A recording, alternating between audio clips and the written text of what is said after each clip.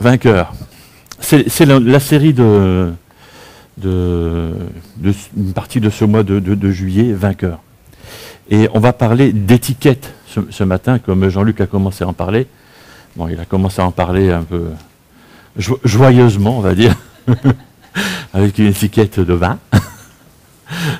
Il n'y a pas qu'en Alsace qui font du vin, dis donc. Tu sais hein? Ça, c'est toi qui le dis. Hein. Ça, c'est toi qui le dis. Hein. Hein alors, et puis, alors là, il n'y a pas qu'en France qu'on fait du vin. Hein. Ah ailleurs, ils font du vin et du bon vin aussi. Hein, hein il n'est pas si bon. Ah, c'est qu'il n'a pas été dans les mêmes pays que moi. Alors. Bref. Tiens, vous avez reçu des suivis de prédication. Et si je vous demandais d'écrire, si vous voulez bien, hein, c'est un petit jeu entre nous, 3 mots qui vous définissent, 3 mots qui vous décrivent. Comme par exemple, les gens disent de moi que je suis gros, par exemple. Les gens disent de moi que je suis voilà, légèrement enveloppé, il n'y a pas la place sur le suivi de prédication. Ou que je suis impatient, colérique, ou ceci ou cela. Voilà. Qu'est-ce que vous écririez? Allez, prenez 30 secondes pour écrire les 3 choses qui vous passent par la tête. Vite fait, là. Qu'est-ce que vous écririez hein? On n'a pas besoin de savoir, hein, mais c'est juste pour vous, voilà. Ou ordonné, ou tatillon, tu vois voilà. Alors c'est marrant, non, c'est pas toi qui dis ce que ta femme doit écrire. C'est ta femme qui écrit ce que... Voilà. Ok. Voilà, mais je vais vite passer à autre chose parce qu'on va parler de ces étiquettes ce matin. Et du mensonge des étiquettes. Je suis toujours assez surpris parce que c'est plus moi qui choisis les photos, etc. C'est Luc hein, qui choisit les photos. Et il nous a choisi 3 belles vaches. Et c'est vrai que tout ce qu'on mange est étiqueté dès la naissance maintenant. Voilà. Mais c'est vrai qu'on a un souci avec les étiquettes, c'est que c'est très très puissant. Alors, tout à l'heure, mon cher et tendre voisin disait que j'étais légèrement enveloppé, mais j'ai eu ce problème depuis tout jeune. Voilà, quand je suis rentré à l'école, j'étais appelé gros, très vite, hein, le gros. Voilà. Quand je suis rentré en 6e, j'ai changé d'étiquette. Je suis passé de gros à Bouboulina. Vous connaissez ça? Vous connaissez pas dans le nord ou dans l'est? Vous connaissez pas ça? Bouboulina. C'est dans le sud alors. Voilà. Ce qui n'est pas très gentil non plus. Voilà. Et puis quand je suis arrivé en classe de 4e, 3e, on m'a appelé Eric. Je ne savais plus pourquoi. Je ne savais pas pourquoi, parce que j'étais tellement habitué à ce qu'on m'appelle le gros. Et puis, il y a eu la visite médicale et on m'a mesuré, j'ai compris pourquoi. J'avais un peu grandi. Il faut se méfier des gros, grands. Voilà, j'ai compris pourquoi on m'appelait par mon prénom. Voilà. Mais cette étiquette de gros m'a suivi, voilà.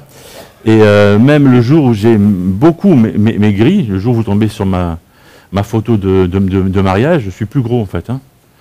Je suis mince quoi. Voilà.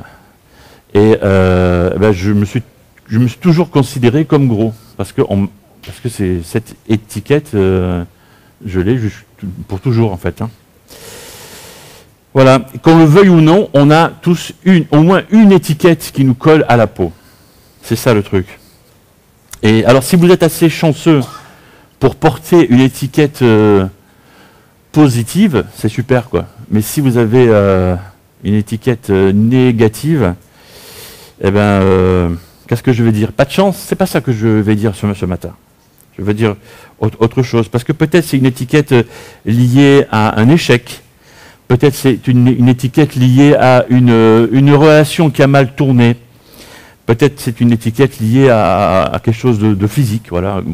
Ou à quelque chose qui concerne votre caractère, je ne sais pas trop quoi. Le problème avec les étiquettes, c'est que quand on porte une étiquette trop longtemps, elle ne décrit pas seulement notre passé, elle commence aussi à déterminer notre avenir. Et ça devient plutôt embêtant en fait. Surtout si elle est négative. Si elle est positive, ça va. Mais si elle est négative, c'est plutôt embêtant. Alors, évidemment, il y a des chercheurs qui ont fait des études là-dessus sur des étudiants. Voilà. Et ils ont trouvé que le fait d'étiqueter un enfant, c'est un peu bizarre de dire ça comme ça, hein, ça me fait penser aux vaches tout à l'heure, mais le fait d'étiqueter un enfant différemment, sans changer avec deux enfants qui ont le même contexte de vie, qui ont les mêmes profs, la même école, etc., eh bien, ces résultats sont différents. Celui qui a une meilleure étiquette, ses résultats sont meilleurs. Celui qui a une mauvaise étiquette, ses résultats sont beaucoup moins bons. Parce que les étiquettes sont très très puissantes. Et ce que je veux dire ce matin, c'est qu'il y a une bonne nouvelle, c'est qu'on peut briser ce mensonge, on peut briser cette malédiction. Et pour ce matin, on va réfléchir sur un texte de l'évangile de Marc au chapitre 2. C'est l'histoire de Jésus qui rencontre je vais utiliser une étiquette, un paralytique. Son étiquette à ce gars, c'est ça. Il est tellement étiqueté comme ça qu'on ne connaît même pas son nom. On ne connaît que son étiquette. Le paralytique. Voilà. Alors, comme moi ça m'embête, je lui ai donné un prénom. Et je l'appelle Vincent. Ben, je réfléchissais, le premier prénom qui m'est venu, c'est ça, Vincent. Voilà. Donc c'est l'histoire de Jésus et de Vincent. Voilà. Alors, le truc, c'est que Jésus était, je me permets ce matin, la star du moment. Et comme toutes les stars, c'était difficile de l'approcher. Pour approcher Jésus, pour lui adresser la parole et pour si j'étais malade, pour qu'il puisse me toucher et me guérir, c'était, j'allais dire chemin de croix, mais à l'époque c'était pas encore ça, c'était très très difficile parce qu'il y avait toujours des centaines de personnes autour de lui qui voulaient aussi faire ça, qui voulaient le voir, qui voulaient l'entendre, qui voulaient le toucher, qui voulaient être guéris par lui. Et de son côté, Vincent, lui, était paralysé. Mais la Bible nous dit quand même autre chose que ça. Un homme qui était paralysé à son époque, c'était quelqu'un qui était exclu de la société, qui était brisé physiquement, on s'en doute, qui ne pouvait pas trouver de travail, qui était plutôt un fardeau pour sa famille, pour la société. Et en lisant l'histoire, on apprend en plus qu'il avait des péchés, puisque la phrase de Jésus va nous apprendre ça. Il y avait un truc de bien dans la vie de Vincent. Il avait des potes. Il avait des amis, des copains. Et ça, c'est un chouette truc. Vraiment. Voilà. Parce que ça va changer sa vie. Vraiment. Voilà. Et ses amis ont eu l'idée, tiens, on va prendre Vincent et on va l'amener devant Jésus. Et ils ont rencontré ce problème qu'en arrivant vers la maison où était Jésus, ben, c'était plein de monde et ils ne pouvaient pas accéder jusqu'à Jésus. Donc ils ont attaché Vincent à son brancard. Hein. Ils sont montés sur le toit, ils ont défait le toit et ils ont descendu brancard sur le brancard et Vincent dessus par des cordes juste devant Jésus. Je ne sais pas si vous vous mettez à la place de Vincent dans toute cette histoire-là. Le gars qui est exclu, qui n'est pas paralysé, mais qui a quand même des amis, et puis qui se fait trimballer comme ça, et qui se fait descendre comme ça, et qui se retrouve devant Jésus, mais plein de monde autour, comme ça, tu vois. Voilà, mets-toi juste un instant à sa place. Enfin, moi, je ne reste pas longtemps à sa place. Hein. Voilà. Et il est couché là, parce qu'il est couché. C'est un peu la honte quand même. Hein. Voilà. Et Jésus dit un truc. Il dit, quand Jésus vit la foi de ces hommes, il dit au paralysé, « Mon fils, tes péchés sont pardonnés. » C'est bizarre. Alors je sais que si vous connaissez l'histoire depuis longtemps, ça ne vous choque plus, mais faites juste arrêt sur image et faites comme si vous ne connaissiez pas l'histoire. D'accord ? Imaginez juste la scène comme je viens de la décrire. Voilà. C'est bizarre en fait. C'est bizarre. Jésus a sous le nez comme ça un brancard qui descend. Voilà. Et devant lui, et la seule chose qu'il trouve à dire, mon fils, qu'est-ce qu'il dit ? Voilà. Tes péchés sont pardonnés. C'est bizarre en fait. Voilà, on s'attendait à autre chose. On s'attendait plutôt à le type de question que Jésus pose d'habitude. Oui, qu'est-ce que tu veux ? Parce que Jésus faisait souvent ça. Il rencontre un aveugle, oui, tu veux quoi ? Je sais pas. Je veux un sandwich au jambon, tu vois ? Non, c'est pas ça, quoi. Je veux voir, quoi. C'est souvent ça. Voilà. Qu'est-ce que tu veux quoi, en fait ? Non, il ne dit pas ça. Le truc ici, ce que je veux mettre en avant, c'est mon premier point, c'est qu'il est question de la foi de ceux qui nous entourent. Et le premier sous-point, c'est que nos amis nous rapprochent ou nous éloignent de Dieu ou de Jésus. D'accord ? Et là, si Vincent a pu se retrouver dans cette situation, c'est parce que ce sont ses amis qui l'ont mis dans cette situation-là. Et donc parce que ses amis ont cru que Jésus pouvait faire quelque chose. Voilà. Et je pense qu'on a une responsabilité, quand on connaît Jésus, quand on croit que Jésus peut faire quelque chose, de présenter Jésus à nos amis. Quitte à les attacher à un brancard. Non mais tu vois le truc. Parce que le gars, pour l'instant, il est attaché en fait à son brancard. Il ne faut pas qu'il tombe, on est d'accord. Mais c'est ça, en fait, il est attaché à son brancard. Il ne peut pas rouler par terre et partir en rampant, tu vois. Non. Il est devant tout le monde, là. Et devant le maître, devant le patron. Voilà. Parfois, il nous faut oser aller plus loin qu'une excuse. Tu sais, quand tu veux inviter un ami dans ton église et qui va te sortir une excuse bidon, en fait. Et tu le sais. Et il le sait.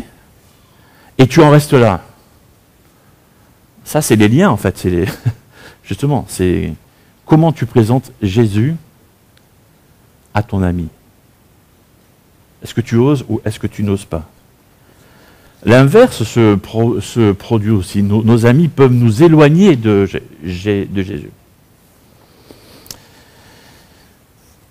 Dans l'Église, parce que c'est dans l'Église que se produit la transformation des cœurs. Pas seulement que dans l'Église. Mais dans l'Église, il se passe des choses. Quand un ami est présenté à Jésus dans l'Église, c'est ton ami à toi, mais il va rencontrer des gens qui ne sont pas ses amis. Qui vont le devenir, peut-être que oui, peut-être que non. Mais il va rencontrer d'autres personnes qui connaissent aussi ce Jésus que tu connais toi. Et donc ils vont être au bénéfice de leur foi, au bénéfice de leur expérience, au bénéfice de leur étiquette aussi. Oui, après tout. Au bénéfice de leur paralysie. Je dis bien au bénéfice. Ils vont voir comment ça se passe, et c'est dans ce contexte-là que les transformations trouvent racine. Le verset 5 dit « Jésus vit leur foi à ces hommes-là, et il va dire « Mon enfant, tes péchés sont pardonnés. » On pourrait dire « Mais c'est pas ça, en fait, c'est parce que cet homme a besoin. Il n'a pas besoin d'être guéri spirituellement. Il a besoin de marcher, en fait. Il a besoin que ses jambes fonctionnent. Quitte à boiter, il s'en fout, le gars, quoi, en fait. Il veut marcher. Tu vois? Il a besoin de ça, il n'a pas besoin de... Le péché, il s'en fout, en fait. Tu vois? Sauf qu'on oublie, et c'est mon troisième sous-point, que Jésus va aller à la source du problème. Il va pas aller... Il va pas mettre... Je reste un peu dans le contexte. Il va pas mettre un pansement sur une jambe de bois. Tu vois? Il va faire repousser la jambe. C'est bizarre. Le gars, il a besoin d'être guéri à la base. Voilà, il faut que, au fond de lui, il soit guéri d'abord. Vincent n'a pas besoin d'une nouvelle étiquette. Il a besoin d'une nouvelle identité. Et il a besoin de devenir quelqu'un d'autre.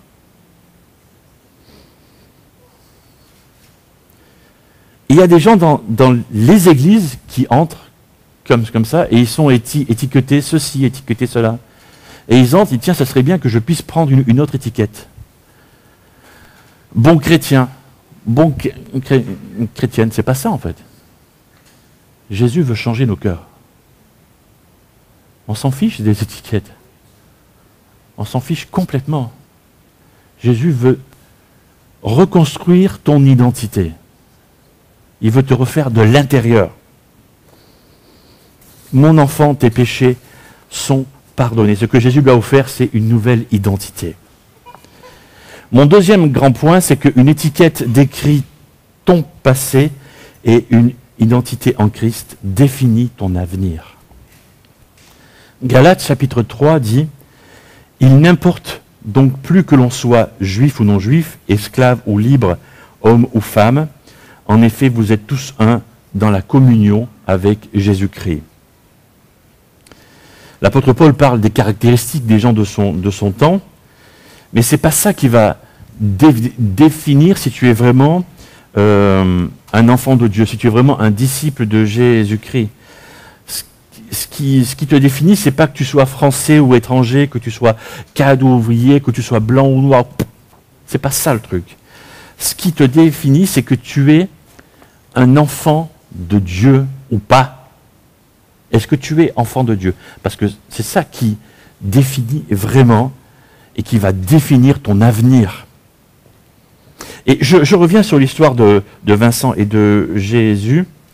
Dans Marc chapitre 2, versets 10 et 11. C'est Jésus qui dit, « Je veux que vous le sachiez, le Fils de l'homme, donc c'est lui, c'est Jésus, a le pouvoir sur la terre de pardonner les péchés. » Alors il adressa ces mots au paralysé, « Je te le dis, lève-toi, prends ta natte et rentre chez toi. » Enfin, on attendait ça. Il est venu pour ça. Enfin, il est venu. On l'a amené pour ça. Tu vois, on l'a amené pour qu'il marche. Voilà, il est là pour ça. Et la suite de l'histoire, c'est que cet homme a pris son brancard sous le bras, il a traversé la foule et il est rentré chez lui. Et voilà, et puis les gens ont commencé à louer Dieu, adorer Dieu, et je finis mon histoire, ils vécurent heureux et eurent beaucoup de petits brancards, tu vois.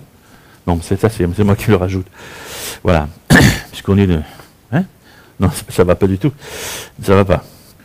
Ça va pas, quoique. Il y a souvent des belles chemises. C'était jamais arrivé d'avoir un logo, comme tu le mets au lavage, qui parte un peu? Ça arrive, hein?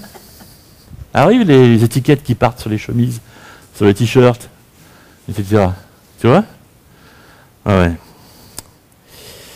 Parce que l'histoire, c'est... Et quoi? Vous commencez à me connaître, hein, si vous êtes là depuis un moment. La Bible ne dit pas ce qui s'est passé avec cet homme, parce qu'on n'a pas besoin de savoir, mais... Donc je vais inventer la suite. Encore une fois. Parce que je connais bien Et là, je connais un peu bien les hommes. Parce que je me doute ce qui s'est passé pour Vincent. Vous savez ce qui s'est passé? Quand il est rentré chez lui, il devait marcher, il a peut-être trouvé un boulot, il a peut-être eu une famille, mais les gens autour de lui, ils ont fait quoi? Tu te rappelles de lui? Tu te rappelles? C'est Vincent, tu te rappelles? Oui, c'est lui, c'était le paralytique. C'était le paralytique. Ouais, celui que Jésus a guéri. C'est lui, tu te rappelles? Oh ouais, c'était un mendiant. Tu te rappelles, c'est lui. Il a gardé son étiquette. Mais il marchait. Et ses péchés étaient pardonnés. Mais son étiquette, il a gardé. Je suis sûr de ça. Je suis sûr de ça. Voilà. Parce que les étiquettes, même au lavage, elles ont du mal à partir en fait. Voilà. J'ai vécu ça moi. Il y a à peu près 15 ans, je me suis retrouvé dans un repas de famille chez ma maman.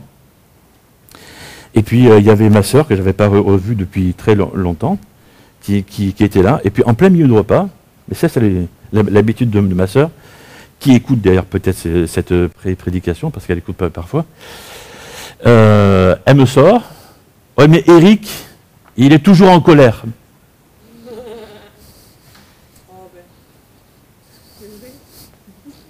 Je dis, mais qu'est-ce que tu racontes?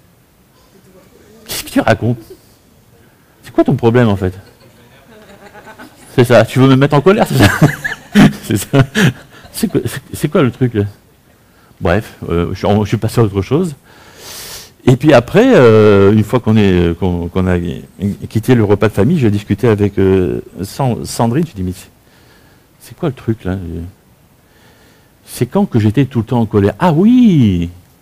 À l'âge de l'adolescence, il y a 25 ans, tu vois, quand j'avais 15-16 ans, à l'âge de la rébellion, tu vois. Effectivement, j'étais tout le temps en colère. Ouais, ça a duré 1 an, 2 ans, tu vois. Ouais, j'étais tout le temps en colère. Hein. Ouais, ça faisait un moment quand même, tu vois. Mais l'étiquette qu'elle avait gardée de moi, c'est ça. Voilà. Ok. Tu vois, les étiquettes. Les étiquettes, c'est marrant. Hein. Il y a une dame dans l'Ancien Testament, on connaît son nom et son étiquette. Rahab, la prostituée. Vous voyez? Et pourtant, elle a fait quelque chose de super, cette femme. Hein.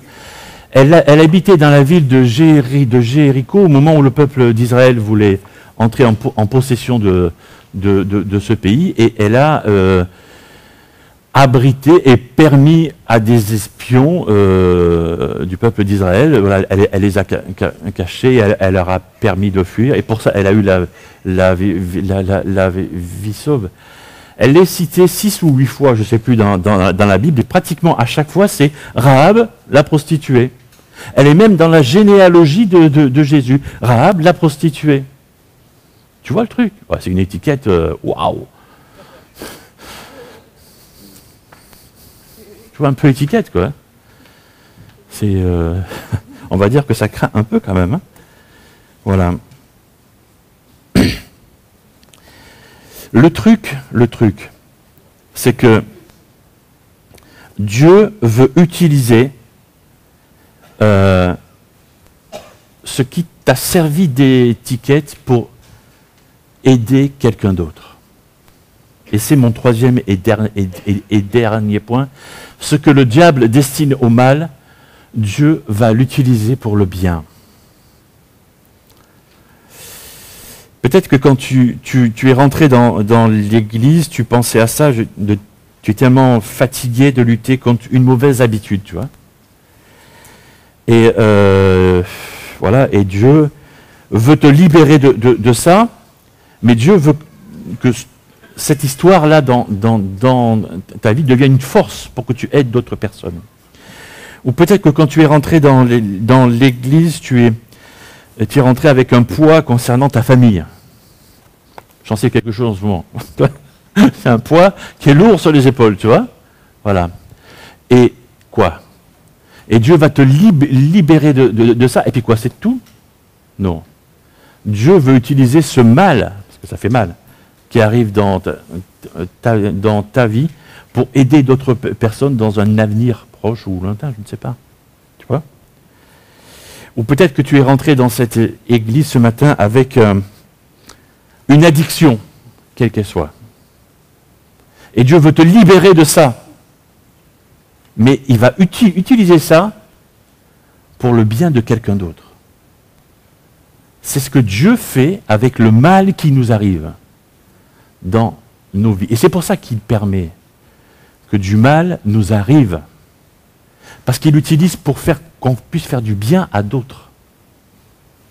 C'est pour ça qu'il nous faut supporter, qu'il nous faut endurer, qu'il nous faut demander à Dieu de nous libérer. Mais une fois qu'on est libre de ça, qu'on est libéré de ça, il nous faut demander à Dieu, bon, qu'est-ce que je fais avec ça maintenant? Ça fait partie de mon histoire, ça fait partie de mon passé. Seigneur, comment tu veux que je l'utilise pour aider quelqu'un d'autre? Parce que ça fait partie de ton histoire. Tu ne pourras jamais l'oublier. C'est ton histoire. Dieu veut nous utiliser. Et quand Dieu veut nous utiliser, notre réflexe, c'est de dire, j'ai trop souffert, Seigneur, avec ça. Ça m'a trop fait mal. Tu vois? Je passe la main. Va chercher quelqu'un d'autre. Regarde lui. Tu vois, il a une étiquette. Tu vois? Lui s'appelle le sage. Va voir lui. Mais c'est toi qui as souffert, c'est pas lui. Et c'est toi qui es le plus qualifié pour aider peut-être un jeune qui est en train de se mettre dans la choucroute. Ça va bien avec le vin. Voilà. C'est pas bon comme... Mais c'était ça où je te disais un mot plus... Voilà. Le pétrin, c'est bien, merci. Voilà. Dieu veut utiliser nos expériences, nos erreurs, le mal qu'on a dû endurer pour produire du bien autour de nous. Dieu se concentre plus sur notre avenir que sur notre passé. Et nous, on fait le contraire, en fait. Hein. Nous, on est tout le temps en train de se retourner. Mais regarde, Seigneur, il m'est arrivé ça, je ne peux pas. Je suis impur. On vient de chanter ce matin, purifie-moi. Purifie-moi, pardonne-moi. Et Dieu te pardonne. Dieu me pardonne. Et quand on est purifié et pardonné, on attend. On attend quoi? Quoi? T'attends quoi? D'être pardonné une autre fois? De quoi? C'est fait. Il faut se mettre au boulot, en fait. Hein. Et il faut répondre à l'appel que Dieu nous lance. Oui, il faut assumer, bien sûr. Bien sûr que tout n'est pas sympathique dans nos histoires, à nous tous. Oui, non, c'est pas sympa. Quoi? Mais Dieu veut utiliser ça pour aider quelqu'un d'autre. Quand j'ai commencé cette prédication, je vous ai demandé quels sont les 3 mots qui vous définissent. Je ne sais pas ce que vous avez noté. Ce qui compte, en fait, c'est que Dieu veut définir votre avenir. Quel que soit l'âge que vous avez, que vous ayez 15 ans ou 92 ans, c'est ça? Dieu veut définir votre avenir. Voilà. Et que vous ayez fait des tonnes d'erreurs dans votre vie, ou juste un tout petit peu, parce qu'on en fait tous au moins un peu, Dieu veut utiliser ça pour que vous puissiez aider d'autres personnes. Ta valeur n'est pas dans une étiquette, mais en Jésus qui définit ton avenir. J'aimerais prier maintenant pour conclure ce temps de prédication. Seigneur, merci parce que, encore une fois, ce matin, tu nous parles. Et nous voulons nous tourner vers toi pour que tu continues à parler à nos cœurs, que tu continues de nous transformer. Seigneur, merci pour cette histoire qu'on a pu voir dans l'évangile de Marc, de ce paralytique et de ses amis. Merci parce que cette histoire nous apprend, nous réapprend des choses. Et Seigneur, merci parce que quand on vient à l'Église, tu transformes nos vies, tu transformes nos cœurs parce qu'on est confrontés les uns aux autres, parce que on apprend les uns des autres. Et Seigneur, merci parce que il y a des personnes autour de nous, peut-être qui sont croyantes ou pas croyantes. Seigneur, quel témoignage nous avons auprès d'eux. Et Seigneur, tu veux aller à la source du mal qui est en nous, tu veux aller à la source du péché qui est en nous, et tu veux l'arracher, tu veux l'éradiquer, tu veux l'enlever totalement. Et peut-être que l'un ou l'autre a envie de te demander pardon ce matin pour quelque chose qu'il fait, quelque chose qu'il pense, quelque chose qu'il dit trop fréquemment, et tu entends cette demande de pardon, et tu pardonnes, et tu purifies, comme on l'a chanté tout à l'heure. Seigneur, quelle que soit l'étiquette que l'un ou l'autre porte, c'est ainsi. Mais Seigneur, notre identité, notre véritable identité, elle est en toi, Jésus-Christ. Parce que c'est toi qui veux définir notre avenir d'enfant de Dieu. Merci pour ça. Merci parce que c'est rassurant de se savoir destiné par toi et pour toi, Seigneur Jésus. Évidemment, Seigneur Jésus, que le mal, que le diable rôde autour de nous et essaye de nous faire tomber, essaye de nous faire mal. Et parfois, il y arrive, c'est vrai. Et Seigneur, ce mal, tu veux le transformer en bien, quand tu nous permets d'aider quelqu'un qui souffre du même mal dont on a souffert il y a quelque temps. Et ça, c'est une bonne chose de savoir que ces souffrances, ce mal dont on a souffert, va être utile, en fait. C'est pas juste de la souffrance à l'état brut, mais toi, tu veux transformer ça et en faire quelque chose d'utile et de pratique pour peut-être un ami, peut-être quelqu'un de la famille, ou voilà, quelqu'un qu'on va rencontrer un jour et à qui on peut peut-être donner un petit conseil. Et ça va être déterminant pour lui ou pour elle. Merci Seigneur, voilà, parce que tu nous donnes cette espérance, tu nous donnes ces pistes, ces conseils de vie, et vraiment ce grand espoir de savoir que nous sommes liés à toi, et qu'on trouve vraiment notre vie et notre identité en toi, au Seigneur Jésus. Que tout cela soit pour ta seule et unique gloire, Seigneur Jésus. Amen.